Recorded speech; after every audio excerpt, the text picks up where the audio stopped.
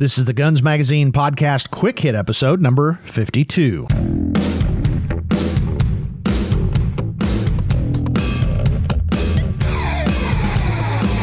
Hi there, and welcome to a very special quick hit episode of the Guns Magazine podcast. I'm your host and the editor of Guns Magazine, Brent.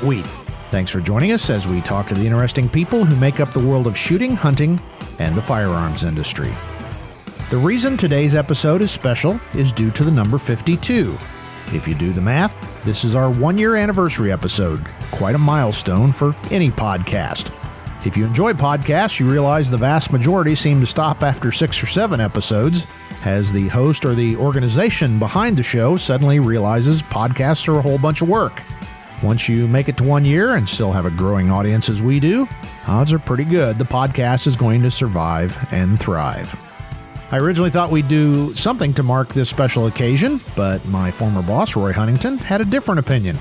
He pointed out anniversary shows of any type tend to be wildly self-congratulatory and boring affairs that, honestly, aren't really interesting to most folks. So, rather than spend an hour of your lifetime talking about how wonderful we are, we'll stop right here and get back to doing what we do best. Oh, and one last thing. Thanks so much for listening. Our audience is the sole reason we're here, so truly, you are the star of the show. Now back to business. Today's episode is another gathering of our resident Guncranks, myself, Roy Huntington, and American Handgunner editor Tom McHale. We decided this was the moment when we needed to discuss the question on everybody's mind, which is, what happens next week after the election, and what should I do to be prepared? However, before we get started, I would like to remind you this episode of the Guns Magazine podcast is supported by our great friends at Kimber. Kimber was founded with the singular purpose of making every firearm the best it can possibly be, with a fit and finish that only practiced hands can achieve and appreciate. Whether you carry a Kimber for personal protection, hunting, or competition, know that their promise of quality without compromise is how they measure success. To learn more about Kimber firearms, visit kimberamerica.com. You know, here at the Guns Magazine podcast, we tend to shy away from current affairs because, frankly, there's not much uplifting news right now. However, one question we've been hearing multiple times a day recently is, what should I do to get ready for possible violence following the election? Regardless of your politics, almost everybody realizes, after this perhaps most contentious election in history, there's a good chance someone, or a bunch of someones, plan on doing stupid stuff regardless of who wins on Tuesday. So with that in mind, we talk about some reasonable preparations for whatever might happen next week. We hope this is much ado over nothing, but just in case, here's the Guncranks talking about getting ready for post-election madness.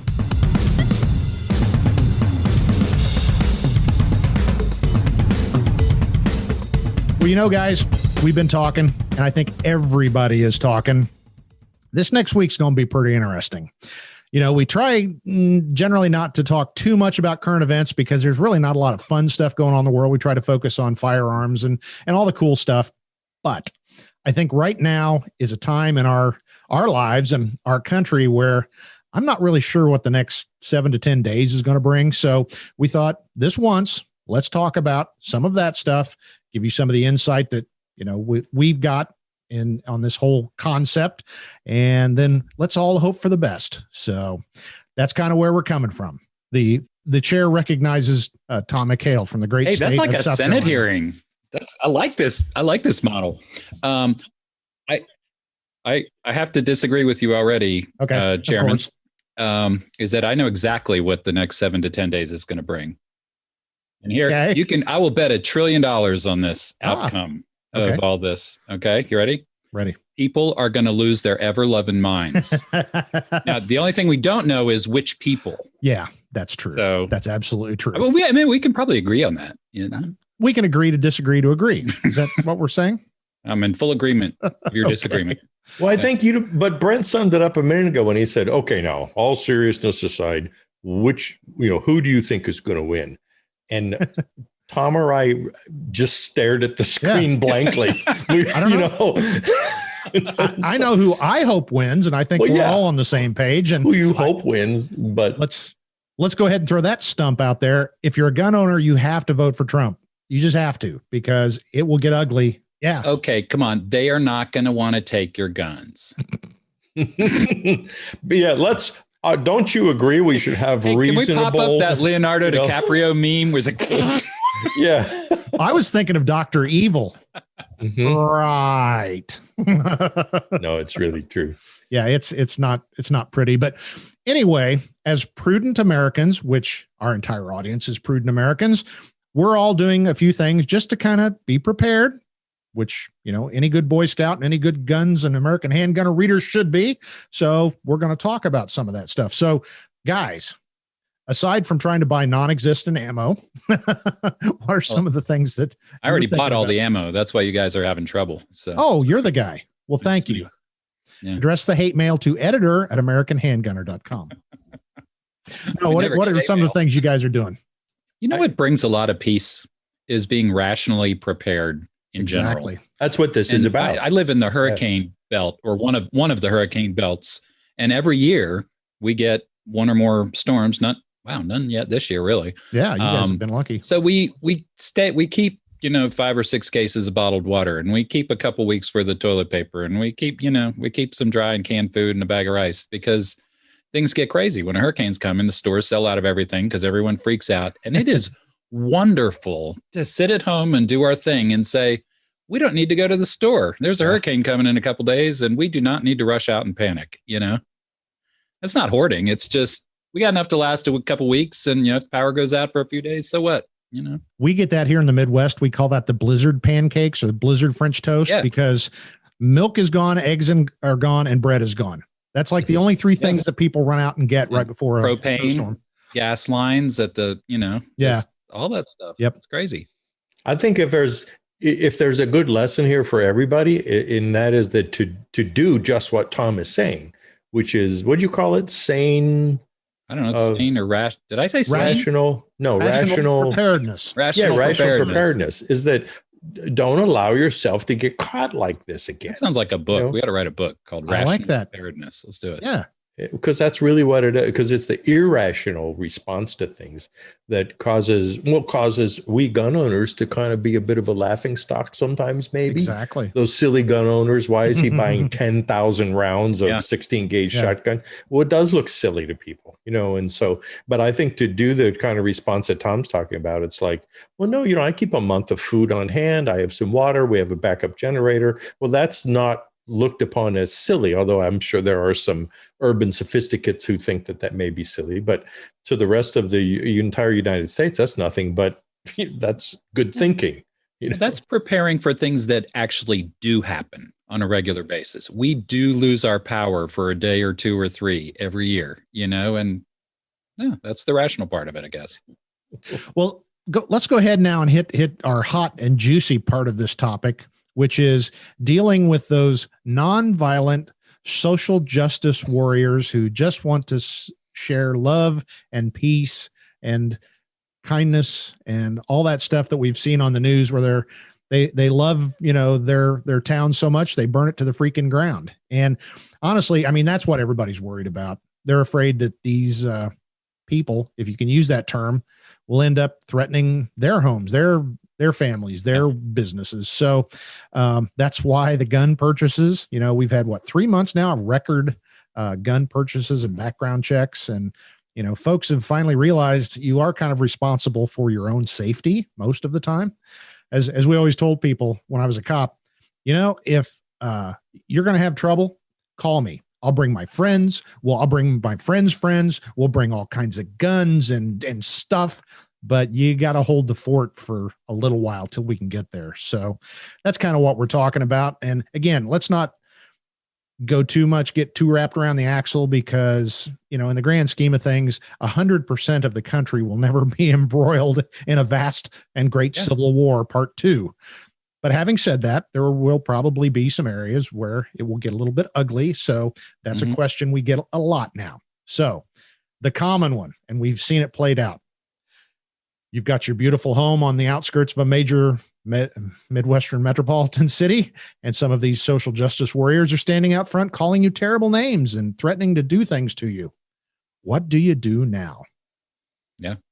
I'm going to answer that because because I think that if Trump wins, we should absolutely positively expect to see Portland and those kind of take to the streets, burn police cars, smash windows. There's no doubt in my mind. I'm positive that's going to happen. To what end, I have no idea. And I hope that the government entities have the huevos to step in and stop it.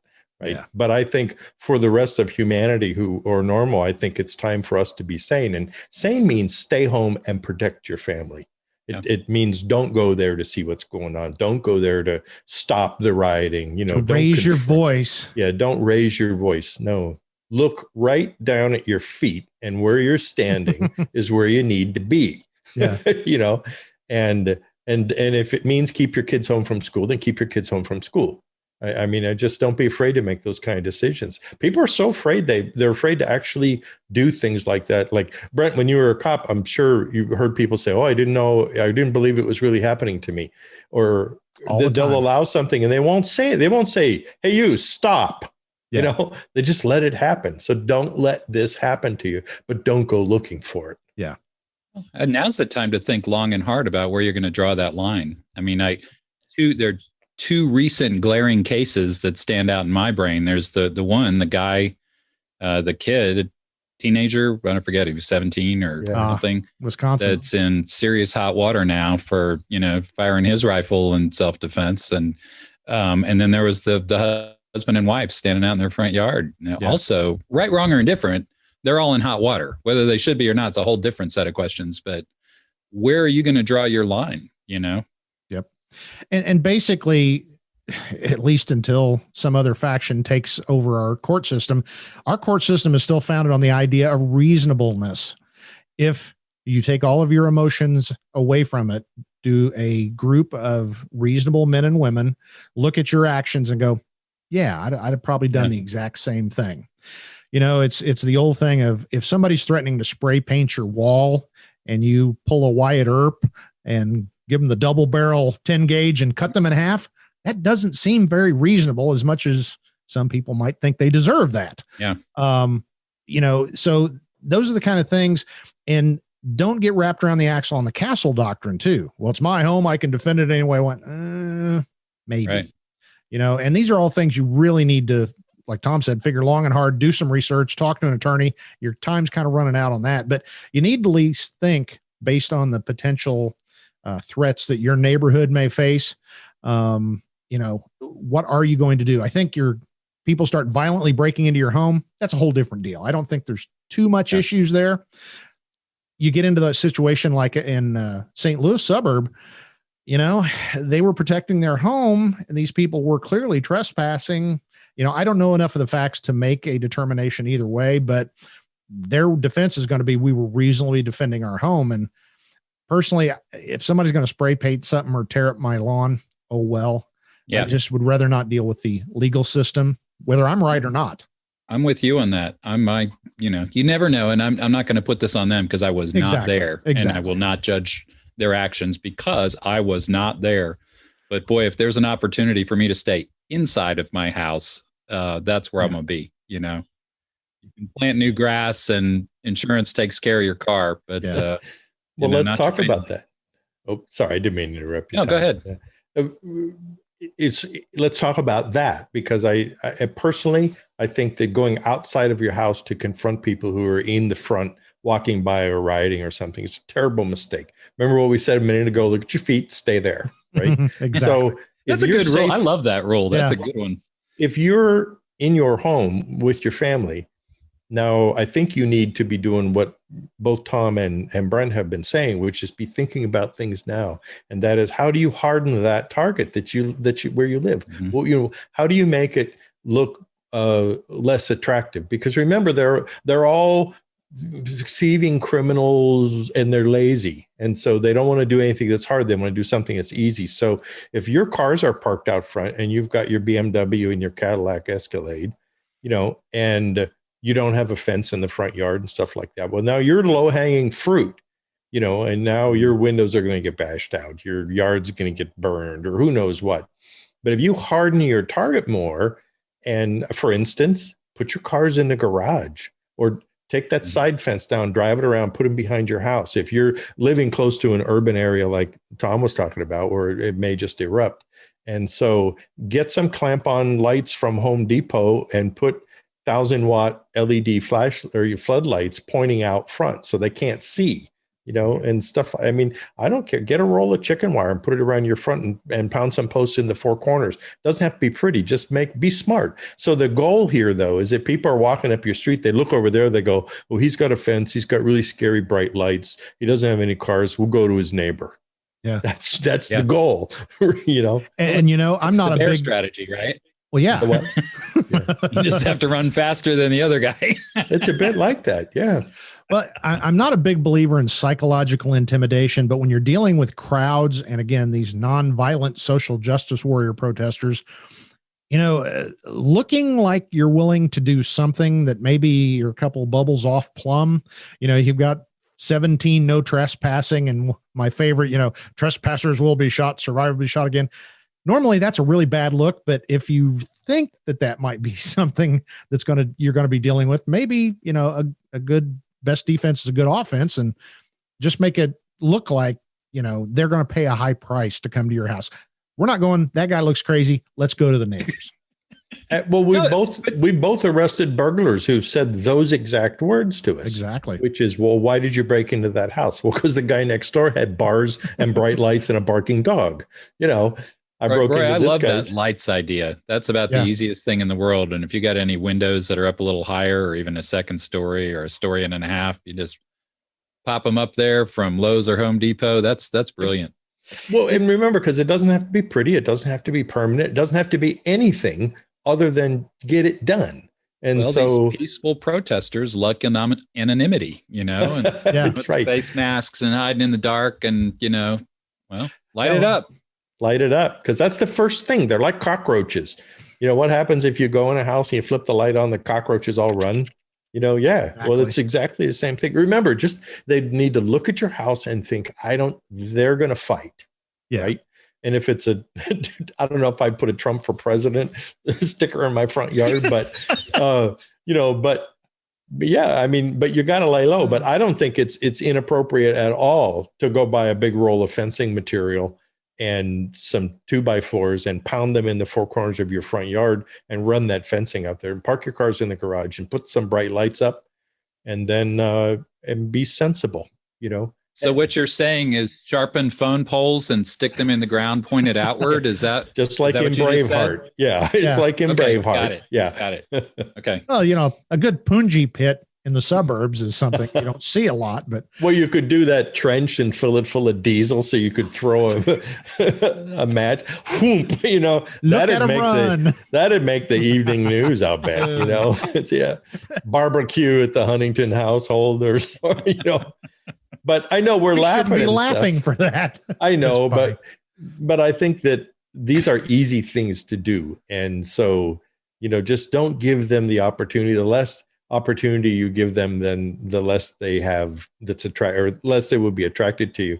So I took a report one time from a guy in a BMW, and some guy had broken in his window and stolen his briefcase, which had his, at the time, Yuppify Rolex and, all that stuff. And so he was mad at me. Where were you at the donut shop and stuff like that? And of course, pay your I'm sure that went over well. Yeah. And of course, I told him I said, well, actually, I was at the donut shop, but I tried to tell him if you hadn't parked your BMW in the dark spot on the street, and if you hadn't left your obviously expensive leather briefcase on the front seat, chances are pretty good that somebody would have just walked by, And I know it's not our job to keep them honest like that, but it certainly helped. It's like what do they always say about padlocks? So it keeps honest people honest. Yeah. That's kind of true. I think maybe at some levels. And so if you give these people a reason to not go to your house, well, then they won't probably, and they'll go to the next house, but that doesn't mean go out and pick the fight. Exactly. That was the point I was going to make, that, I'm pretty clearly a Trump supporter. If I feel that there's going to be some problems Tuesday night, Saturday morning or whatever, I'm not going to have a Trump sign in my yard. I know you want the world to know who you support, but is it worth drawing the attention to yourself and probably making yourself a victim. That's all you're doing. You're saying, I want to be a victim. I want you to come here. I want you to tear up my stuff. I want to get involved in a confrontation so I can get charged and vilified in the national media. That just doesn't seem like a great idea to me, but well, it's what you want. You have the right. There's a lot of things like that in life, like certain open carry situations are like that. Yes, you have the right. Is it going to end well? Maybe not, Yeah. Well, a lot of this, I think, has to do with personal awareness, which I think is usually the main reason why people get into trouble, unless it's just really out of the blue, is that they were unaware of what's going on around them. And so if you're that person that Tom was talking about, and you live in a suburban neighborhood, but you're near, you're outside of Portland, right, or something like that, well, then you have to pay attention and be aware of what's happening. You need to be following the trends. And so when you see the trends are the roving band of nincompoops is moving toward your neighborhood, well, maybe that's a time like the tornado or the hurricane is, you pack your kids in the SUV and you get out of Dodge. You leave the clamp on lights on and the fence around your house, hoping that they walk by. But yeah. So we've got some good advice for our Portland suburban viewers, right? Move now. Right now. But, you made a good point that I worry about a family member who lives in an area where some of that goes on. And I think they look at me and think, oh, yes, we know you're concerned, but, it'll be okay, you crazy old man. I think it's so important that the point I try to get across to him is during these situations and these tough times, if you see a group of people standing in the middle of the street, I can almost guarantee you 100% it's not Jews for Jesus or Jerry's kids. It is nonviolent social protesters looking to stop cars and drag you out of the car. So what's the answer there? And back up and go the other way. But it seems like monthly in the last couple of months, you see a news video of somebody caught in this group and they're surrounded by these knuckleheads, and it just doesn't end well. And that goes back to what Roy said about the awareness. I wonder what those 100 people are doing blocking the street up ahead. Let me drive up there and see. Yeah. Wrong answer. Totally wrong answer. Well, I think it's almost like situationally dependent. In other words, I live in very rural Missouri. We're not the least bit worried here about roving bands of idiots, because we all know what would probably happen fast here. But I think if you really do live in an area of the country that could be prone to some serious rioting or serious social unrest, I think you also need to be making some other plans. Things like have a place that you can evacuate to. If you have older children who will be out of the house, have a place where they know that they can meet you if they can't get home. Yeah. And let's make sure that everyone in their car has, warm clothing and some water and a little bit of food in case you do get isolated from each other for a while. And so those are the kind of really practical things. And boy, if you think buying 5,000 rounds of ammo makes you feel better, knowing that your family is safe, and with practical things like food and water and clothes and a safe place that you're going to meet and things like that, that really is empowering. Another thing you should think about, and now I know this is going to cause a run on this probably, I hope so. You're going to start a national run on what? I'm going to start a national run right now, and that is that make sure you've got as many of the sets of the little personal radios that you can need for your family. Yeah, if you run to the store. Okay, yeah, do that right now. But the family home radio frequency, like exactly that thing there. So just because they're good for half a mile to a mile or so, but should you remember cell service you may lose. Maybe you don't even have a landline phone. And so you need to communicate with each other. And then that's a very easy way to do that. They've got 8,000 frequencies. So you just find your own. I just thought of something totally unrelated to all this, but I just suddenly remembered it. And I realized when I heard this, I thought of Tom McHale, because I figured he would love this. As a good area defense, it's hard to overstate those blinding lights. People don't want to walk toward a blinding light. So that's a great thing. But you know what else people don't want to do, especially if it's cold? I know exactly what you're going to say. The sprinklers. Yeah. Turn the sprinkler on. Yeah. Just let the rain birds shoot out front of your house. Exactly. It doesn't look provocative because, I'm just trying to get my grass, clean or clean, watered. I'm just watering my lawn, sir. Exactly. And I realize if you're in northern Minnesota, that's not going to work right now because they've already had snow. But, in the majority of the country, you could still turn it on. And it's really going to be effective because I think here tonight, we're going to get down. That's brilliant. 30. So I'm totally stealing that idea. You are right. I love that. I figured. Did you see that? There was a commercial on TV not long ago. Was it Alexa or something? And the guy's in his den looking out the front window, and the neighbor and his dog are, the neighbor's letting his dog poop on the front yard. And he just says, Alexa, turn on the sprinklers. Yeah.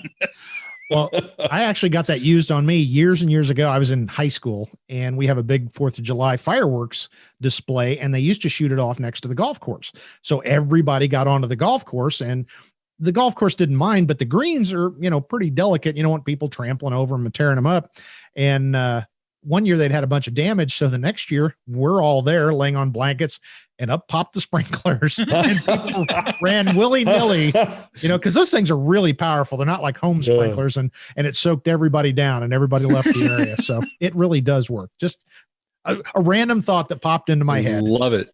Great advice. And if you're really serious about it, you could hard mount them up like on the eaves of your house or something. Water cannons. There you go. Rain birds that go, really put them out. And if you live in a fire area, then you do double duty, Exactly. That's right.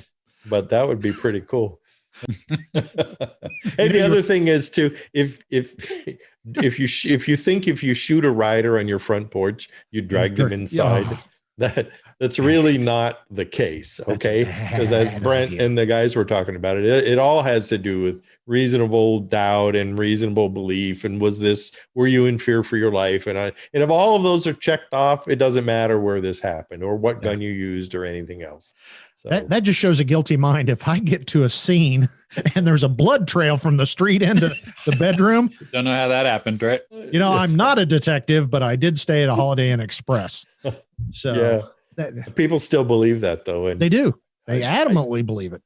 Well, in this I think is a classic situation of probably 0.999% of the time, a gun is not the answer to this kind of street violence in your neighborhood.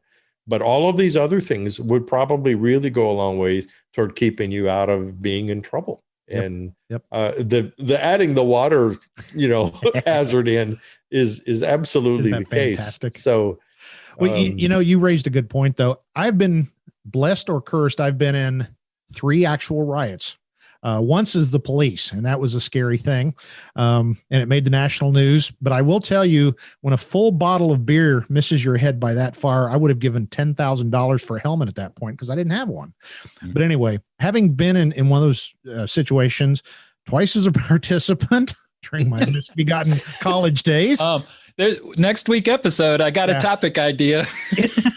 Okay, first of all, they weren't really riots. It was a bunch of students blowing off. It was one of those deals. There's like 7 people burning a couch, and everybody else standing around going, "Hey, yeah, party on!" Well, anyway, no, the one where I was the cop, it was a real deal. Bad news riot. But anyway, having been on both sides of that equation, what Roy said is absolutely true. No, Tom, I'm being serious. I can't focus for the rest of the show now. I'm whatever. No, having a gun in those situations, it was almost a hindrance because you're facing all these people. And if I shoot one of them, I could shoot to slide, lock, reload, shoot all of them. That's not going to solve the problem. It's not going to solve the problem. And I'm going to be in so much trouble that I'll be lucky not to get the death penalty. So, that's just such a prudent point that when you're looking at these nonviolent social justice, demonstrators, a gun is the absolute last resort in a mass crowd situation because it's not going to work. It's kind of like a dog bite. People are afraid of dogs not because of getting bitten so much as being afraid to be bitten. So it's kind of like the gun. You shoot one guy and it's like, well, okay, he shot him now. Let's tear this guy apart because there's a lot of them and only one of him. So just remember, you don't even want to be there. No, they've got their crowd mentality, which means they have no brain left. Exactly, reptile brain. It's reptile brain. And so they're all just basically following whatever's going on around them. There's a famous story about old Colonel Rex Applegate of World War II fame era. He was actually a riot expert. Mm-hmm. Like he developed riot response for I think it was the Hong Kong Police Department. Yeah. They used to have a lot of riots in those days, and he wasn't very gentle about it either. Oh no, I think he was in the Philippines, but I might be wrong about this. And he had just arrived to be a consultant, and they were having a pretty serious problem, pretty serious riot. And so what he did was he assembled a bunch of smoke grenades, and he gave them to the police officers and said, have your men run out into the crowds and pop these smoke grenades and start yelling, poison gas, poison gas. Fantastic. Just a little white lie. Yeah. And I guess it just worked, because I heard the story from Rex. And so it just worked spectacularly. He went, that's brilliant. Poof, just like that. Poof. Because remember, all it takes is poison gas. One person starts to run, then everyone's going to run. And it happens. Yeah. That's what the crowd's doing, right? You guys know, because Tom made fun of me. I've got 3 military grade, big time smoke grenades. So I don't think I'm going to have a problem out front, but I guarantee you I'm going to turn the sprinklers on. I'm going to turn the lights on, and then the poison. And because I got a green one too, that would be that looks poison. Gas! Soylent Green. Exactly. You could say that my about sprinkler system with OC spray. So there. Oh yeah. There you go. If you have sprinklers out there, you could have a PA that says poison water. Yeah. Get away. I don't know. We're being silly now, but I know it's fantastic. What are some other things that we could do? Oh, the fire extinguisher thing too. Keep them by your front door, because honestly, if you get some idiots coming up pounding on your door or something, first stay inside. But if things get a little serious, you just open the door and let them have it with a 5-pound dry chemical. And trust me, it's like, run away. I'm going to tell an absolute. You got to yell poison gas while you do that. Yeah, poison gas. Back 30 some years ago, when I worked as a jailer, we were having shift change, and it was kind of an animal house, and we were always getting in trouble. So one of the guys grabbed one of these 10-pound CO2 fire extinguishers. And when the oncoming shift commander, who he was a nice guy, but he was kind of a dorky kind of guy. As soon as the door opened, he let him have it. And when it was empty, he literally had dry ice on his gun belt, and he was smoking. And all he said was, very funny. Yep. Very funny. Very funny. Oh, that was fantastic. Yeah. We got a lot of trouble for that one. Dry chemical fire extinguishers. So those are really, really, really cool things. They really are. Those are ugly. And nobody wants to. People are embarrassed easily, even rioters. So they don't want to be the guy who's first. Yeah. Now there's some idiots out there, and you're just gonna have to deal with them the best you can. But generally, people they just want to like have their little riot and then go home now. If you make it uncomfortable for them and you focus the attention on them, I think. I mean, having said that, I've heard some things about armed counter militia and all that kind of stuff.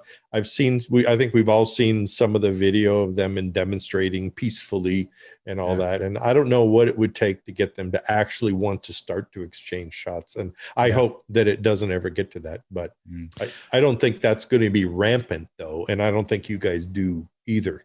Yeah. I mean, there may be a couple of isolated circumstances. Well, there's a group, and I won't mention their name. And I thought this was an urban legend or something overstated by the media. And I did a little research myself, and it's absolutely true. There's a group that I believe they're based out of Atlanta, and they're all African-American gentlemen, and they have a squad, and they went to Louisville. And I saw several pictures of it, and these guys look like a company, and it looks like most of them have ARs. Some of them have shotguns and things like that, but they were taunting the police. Well, my thought is one of these days, if that group confronts, say, counter protesters that are also armed, we're going to have a shooting war, and there's going to be bodies on both sides. And it could go south fast. You don't want to be part of that, because once the gunfire starts, it just explodes, because everybody's shooting. That's the problem we have with cops. One guy shoots, 7 guys shoot because they hear gunfire. So the simple answer, what is it, Roy? Yeah. Look down at your feet. Stay where your feet are. Yeah. Exactly. So we got some big lessons from today. Stay where your feet are. Turn on the lights and the sprinkler. Yep. And the poison Those are gas. probably, and fire that's my extinguisher. takeaway. Poison fire extinguisher. Yeah. those I are love probably, and remember now, these are all things that an actual human being can do easily, you know, so do those things. Stop buying ammunition, would you, for the next month? Yeah. And take care of your family. Make sure your spare tire is aired up. You know, make sure you've got a couple little radios if you need them. You can talk to your family. Make sure your daughter's car, you know, has extra clothing and has fuel in it, because and fuel in it. Yeah. People run out of gas. And put an empty gas can in it too, because, you know, they're not going to have a gas can. They need it. So, and in closing, gentlemen, wouldn't you agree that even if you take every one of these preparations, if you take none of them, just keep in mind the idea that on Wednesday morning or Sunday morning, I can almost guarantee you the sun will freaking come up. It will. The world will keep spinning. Probably. It will. So, you know, don't lose sight of that fact, because I'm guilty of it as anybody. I've had to turn off a lot of the news, even the news of channels that I'd listen to, because everybody, as Tom said, lost their freaking minds, or was that ever-loving minds? Ever-loving minds. A lot of people are losing their ever-loving minds. You don't be one of them, because you're smart, because you follow FMG publications. Right. All right. Remember, buy some clamp lights. Now watch, you mark my word. If there's a run on clamp lights, I'm going and sprinklers. I like it. And sprinkler heads, you blame us. I hope we get a cut. So yeah. Tactical sprinklers. Yeah. There we go. God, don't encourage it. FMG tactical sprinklers Like and tactical clamp lights. Tax sprink. The ultimate sprinkler. In camo too. I was going to say it's in scorched earth and camo. Oh, you gotta have camo. You don't want to be able to see it coming out of the ground. So yeah, but can you sell anything tactical that's not black? Oh, It'd be tactical black, right? Digital camo might be okay. Yeah. Coyote's kind of gone by the wayside. I don't know. It's like Paris fashion. So anyway, before I sig us out of here, guys, anything else that you wanted to share on this rather unusual topic during an unusual time? Just be calm. Don't be depressed. Take some action that you can actually take and assure that your family will be safe. What did Brent say? This too shall pass. Exactly. Yeah. Exactly.